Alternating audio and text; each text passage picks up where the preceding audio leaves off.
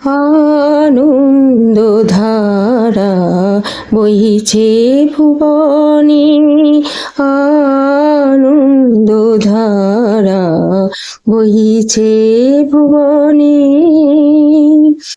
দিন রজনী কত অমৃত রস উথলি যাও, অনন্ত গগনে আনন্দ ধারা বইছে ভুবনে।